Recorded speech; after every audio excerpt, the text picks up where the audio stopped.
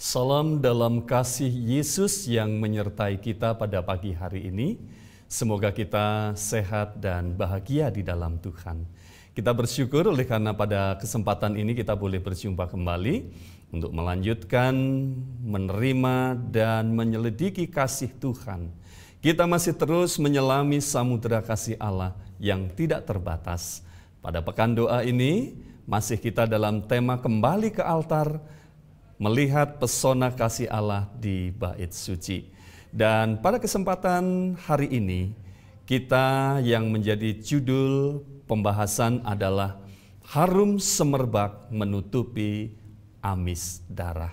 Saudara-saudara yang terkasih di dalam Tuhan, kemarin selama 4 hari pertemuan kita sudah membahas beberapa bagian-bagian penting di dalam bait suci, mulai dari bagian paling luar di mana bangsa Israel berkemah, kemudian di pintu gerbang di halaman bagian luar atau di pelataran luar bait suci, di mana di sana ada mezbah bakaran dan bejana pembasuhan.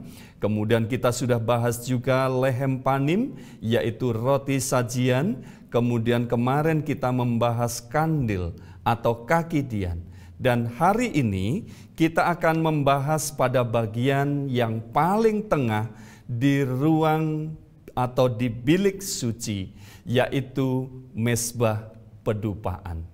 Nah, saudara-saudara yang terkasih di dalam Tuhan, mezbah pedupaan atau dalam bahasa Ibraninya adalah ketoret, merupakan mezbah ukupan, yaitu mezbah untuk membakar aroma wangi-wangian.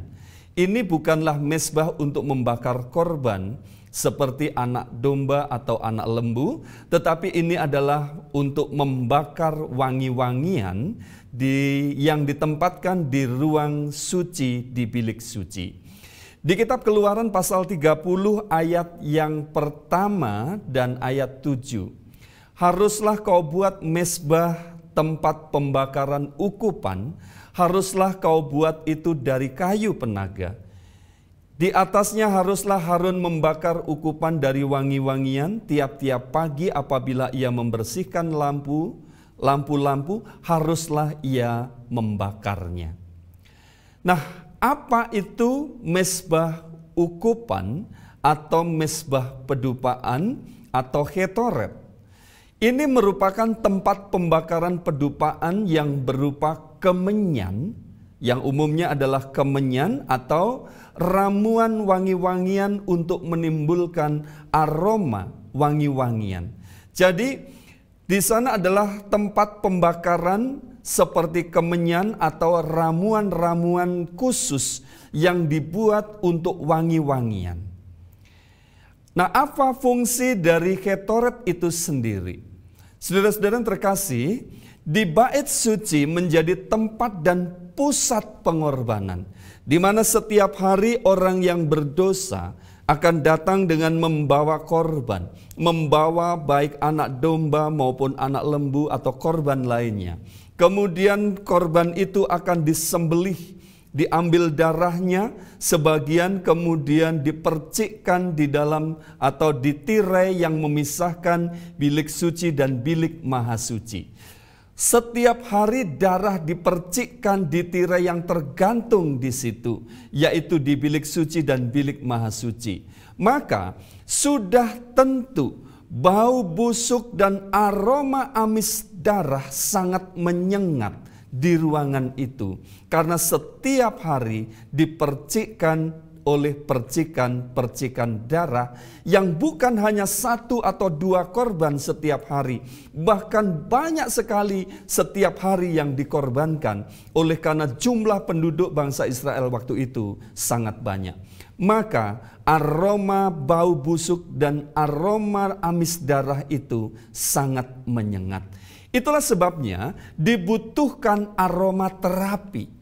Aromaterapi untuk menutupi aroma bau busuk, aroma amis darah itu. Jadi sama seperti aromaterasi harus ditutup dengan aromaterapi. Nah, dalam mempersembahkan ukupan atau mezbah pedupaan ini, mezbah wangi-wangian ini, maka Tuhan sendirilah yang memberi api di atas mezbah itu, dan kemudian api itu tidak boleh padam dan harus terus-menerus menyala. Itu disebut sebagai api suci yang datang dari Tuhan, sebab dalam pengorbanan atau mempersembahkan mezbah ukupan ini tidak boleh ada api asing, api yang dibawa dari tempat lain selain api yang memang sudah dibuat oleh Tuhan itu sendiri. Hanya api suci dari Tuhanlah yang dapat digunakan pada mezbah pembakaran ukupan ini. Tidak boleh ada sumber api yang lain atau api asing. Pernah terjadi kepada Nadab dan Abihu ketika mereka mempersembahkan ukupan ini dan mereka membawa api asing. Apa yang terjadi? Bilangan 26 ayat 61. Tetapi Nadab dan Abihu mati ketika mereka mempersembahkan persembahan api yang asing ke hadapan Tuhan. Mezbah pedupaan ini apinya harus terus tetap menyala. Sama seperti kandil 7 kaki dian itu apinya harus terus menyala. Begitu pula dengan mezbah ukupan atau mezbah pedupaan ini. Api pembakaran kemenyan itu harus terus menyala. Asap dari kemenyan dan wangi-wangian itu harus mengepul, harus terus menyala. Sebagaimana kandil harus terus menyala, begitu juga dengan api pedupaan itu akan tetap menyala.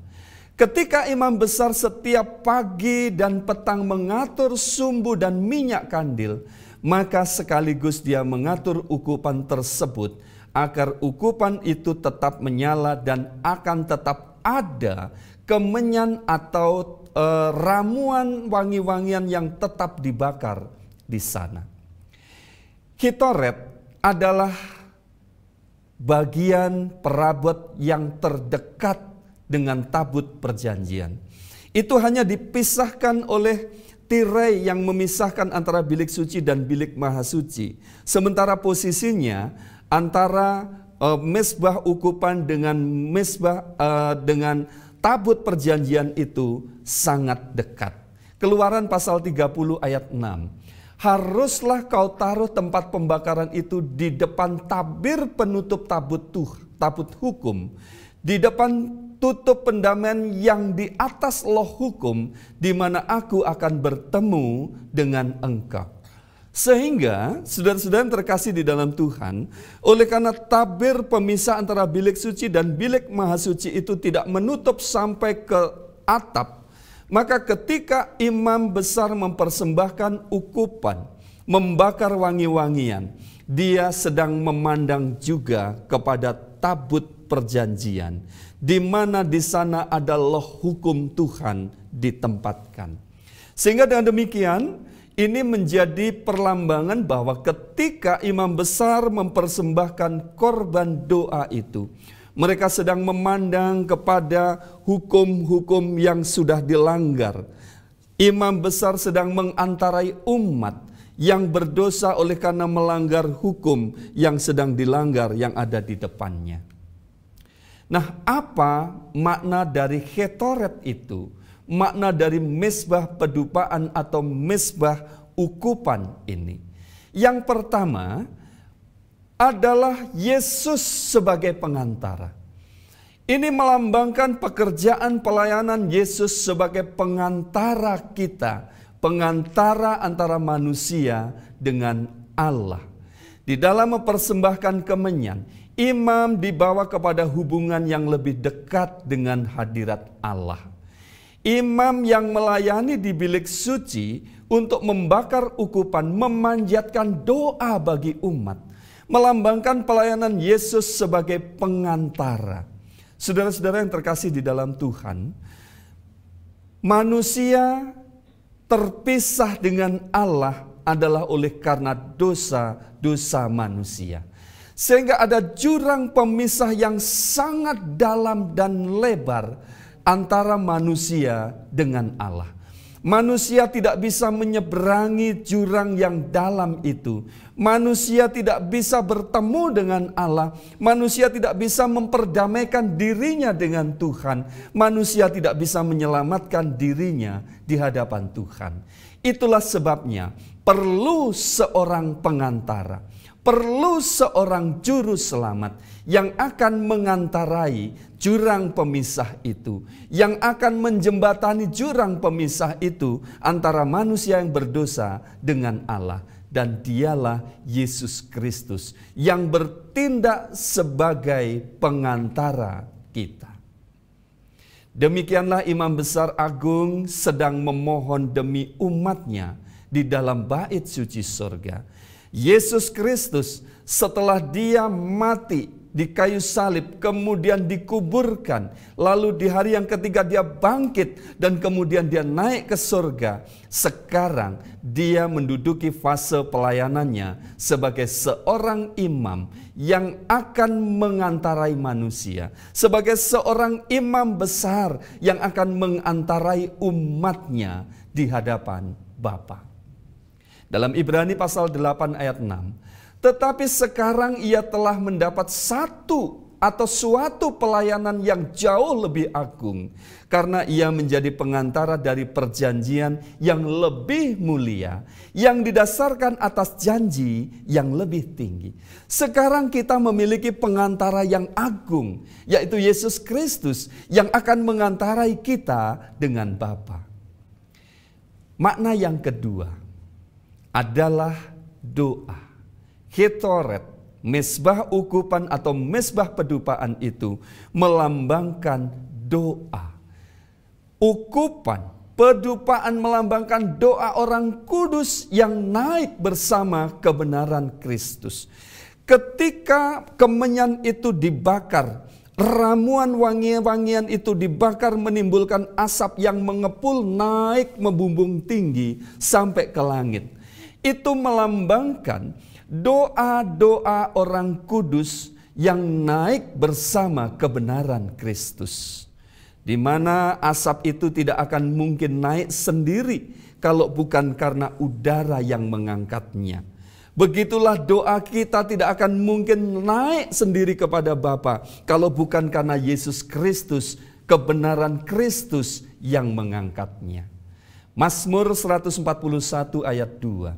Biarlah doaku adalah bagimu seperti persembahan ukupan, dan tanganku yang terangkat seperti persembahan korban pada waktu petang. Yang ketiga, makna dari ketoret, mesbah ukupan dan mesbah pedupaan itu, bahwa sebagaimana mesbah pedupaan itu menghasilkan aroma wangi semerbak, begitulah aroma itu menutupi bau dosa. Ini adalah aroma kebenaran Kristus yang akan menutupi bau dosa manusia. Darah setiap hari dipercikkan di tirai pemisah bilik suci dan bilik maha suci, yang menyebabkan aroma bau busuk dan amis darah yang sangat menyengat. Dan aroma yang paling menjijikkan adalah aroma bau busuk dosa. Kita ketika mencium aroma bangkai, aroma bau busuk, merasa tidak nyaman. Secara refleks kita berusaha untuk menutup hidung kita, karena aroma itu sangat menjijikkan dan tidak sedap untuk diciumnya. Begitulah aroma busuk dosa adalah kejijikan bagi Allah. Seperti aroma busuk bangkai yang tidak bisa disembunyikan, demikian juga kita tidak bisa menyembunyikan dosa. Kita tidak bisa menghilangkan jejak dosa. Di dalam kehidupan kita setiap hari, tentu kita berbuat dosa, bahkan dosa yang paling keji di hadapan Tuhan. Dan itu tidak mungkin kita tutupi. Setiap dosa pasti akan terdeteksi oleh indera pencium Allah. Tidak akan ada yang bisa berdalih dan menyelamatkan diri. Semua terbuka di hadapan Tuhan. Seringkali ketika kita berdosa, kita coba tutupi di hadapan orang lain supaya tidak terdeteksi oleh orang lain, supaya kita tidak malu kepada orang lain, dan seringkali kita berhasil menutupinya dari orang lain. Tetapi kita tidak pernah bisa menutupinya di hadapan Tuhan. Setiap dosa pasti akan terdeteksi oleh indera pencium Allah. Pengkhotbah pasal 12 ayat 14. Karena Allah akan membawa setiap perbuatan ke pengadilan yang berlaku atas segala sesuatu yang tersembunyi. Entah itu baik, entah itu jahat. Segalanya akan dihadapkan kepada pengadilan Allah. Entah itu yang tersembunyi. Tidak ada yang tersembunyi di hadapan Tuhan. Mungkin kita lolos dari deteksi manusia, tetapi kita tidak akan pernah lolos dari indera penciuman Tuhan. Wangi pedupaan sangat kuat, memenuhi ruang bilik suci, bahkan ruang bilik maha suci, bahkan sampai jauh di sekitar pelataran dan di sekeliling bait suci. Sehingga ketika orang mendekat ke kemah suci itu, mereka sudah mencium aroma wangi-wangian. Gantinya mereka mencium aroma bau busuk dan amis darah. Di mana ini melambangkan betapa kuatnya kebenaran Kristus menutupi setiap dosa yang diakui. Sebagaimana kuatnya wangi-wangian itu menutupi aroma bau busuk dan amis darah, maka lebih kuat lagi kebenaran Kristus menutupi setiap dosa yang diakui. Roma pasal 5 ayat 15. Tetapi karunia Allah tidaklah sama dengan pelanggaran Adam. Sebab jika karena pelanggaran satu orang semua orang telah jatuh ke dalam kuasa maut, jauh lebih besar lagi kasih karunia Allah dan karunia-Nya yang dilimpahkannya atas semua orang karena satu orang, yaitu Yesus Kristus. Karena satu orang, semua orang menjadi berdosa. Tetapi Roma pasal 5 ayat 15 mengatakan jauh lebih besar lagi adalah kasih karunia Allah, yaitu Yesus Kristus. Roma pasal 4 ayat 7, berbahagialah orang yang diampuni pelanggaran-pelanggarannya dan yang ditutupi dosa-dosanya. Berbahagialah orang yang ditutupi aroma bau busuknya. Berbahagialah orang yang ditutupi aroma amis darahnya. Ditutupi dengan wangi-wangi kebenaran Kristus Yesus. Saudara-saudara, panggilan bagi kita pada pagi hari ini. Yang pertama, terimalah pengantaraan Yesus Kristus. Sebab kita manusia yang berdosa tidak mungkin mendamaikan diri kita sendiri dengan Bapa. Dosa begitu jauh memisahkan kita dari Tuhan. Dosa telah menyebabkan kita begitu hina di hadapan Tuhan. Tidak mungkin kita bisa mengadakan pendamaian bagi diri kita sendiri ke hadapan Tuhan. Itulah sebabnya terimalah uluran tangan Yesus Kristus pagi hari ini yang akan mendamaikan dirimu, yang akan mendamaikan engkau dengan Bapa. Engkau orang berdosa sedang diangkat oleh Yesus Kristus untuk diperdamaikan dengan Allah. Terimalah pengantaraan Yesus Kristus itu. Yang kedua, saudara-saudara, panggilannya bagi kita adalah doakan hidupmu dan hidupkan doamu. Sebagaimana mezbah pedupaan itu melambangkan doa, asapnya naik ke langit, melambangkan doa orang benar yang naik ke hadapan hadirat Allah. Maka biarlah kita hidup dalam doa. Doakan hidupmu, dan hidupkan doamu. Doakan dirimu untuk menjadi orang baik, dan setelah itu jadilah orang baik. Doakan hidupmu untuk menjadi orang yang sabar, dan setelah itu jadilah orang yang sabar. Doakan hidupmu untuk menjadi orang yang rendah hati, dan setelah itu jadilah orang yang rendah hati, dan seterusnya. Doakan hidupmu hari ini dan hidupkan doamu hari ini. Yang ketiga, panggilannya bagi kita saudara-saudara yang terkasih. Sadari dosamu dan tinggalkan. Sadari bahwa kita adalah orang yang berdosa. Sadari segala kekurangan dan kesalahan-kesalahan kita, dan tinggalkan itu. Kita harus bertobat setiap hari di hadapan Tuhan. Sebab Yesus menginginkan pertobatan itu. Yesus menginginkan kita ditutupi oleh jubah kebenaran, yang mana menutupi semua dosa dan pelanggaran kita di hadapan Tuhan. Semoga Tuhan memberkati saudara-saudara sekalian. Mari kita bersama-sama berdoa. Bapa yang penuh kasih, sungguh kami bersyukur kepadamu Tuhan. Oleh karena pengantaraanmu kepada Bapa, Engkau telah mendamaikan kami, manusia yang berdosa, yang seharusnya dihukum oleh hukuman kematian. Terima kasih Tuhan, oleh karena Engkau telah mengantarai kami, sehingga kami beroleh pengampunan, dan biarlah kami boleh hidup di dalam doa kami menjadi anak-anak yang setia kepada Tuhan. Berkatilah kami hari ini dalam setiap pekerjaan dan pelayanan yang kami lakukan. Biarlah tangan Tuhan yang menopang dan menyertai kami. Kuasa-Mu nyata di dalam kehidupan kami. Kiranya kasih anugerah dari Allah Bapa, damai sejahtera dan kasih dari Yesus Kristus, serta persekutuan Allah Roh Kudus memimpin dan menyertai kita sekalian pada pagi hari ini hingga Maranatha. Dalam nama Yesus kami berdoa. Amin.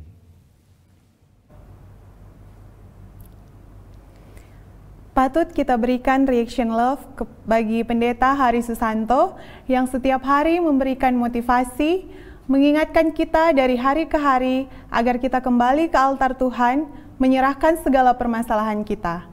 Tuhan Yesus akan menolong kita semua untuk keluar dari permasalahan hidup kita. Pemirsa, rangkaian acara Pekan Doa hari ini telah berakhir. Saya undang kembali untuk kita hadir pada acara Pekan Doa hari terakhir di jam dan link yang sama dengan judul pembahasan kita, Pesona Rumah Idaman. Kembali saya sampaikan undangan perayaan HUT ke-7 dari HIPERSAI atau Himpunan Perawat Rumah Sakit Advent Indonesia. Kita dapat saksikan video-video lagu rohani dari semua perwakilan rumah sakit Advent yang ada di Indonesia. Video ucapan dan juga video evidence-based practice di setiap rumah sakit, video kegiatan yang bermanfaat di rumah sakit. Saudara dapat lihat informasi undangan tersebut di Rumah Sakit Advent Bandung Informasi. Jangan lewatkan kesempatan ini karena ada juga kuis berhadiah. Siapa tahu kita pemenangnya. Akhir kata, saya Laura Lani Lalogirot dan seluruh kru studio yang bertugas pamit undur diri. Selamat pagi, selamat melayani, dan Tuhan memberkati.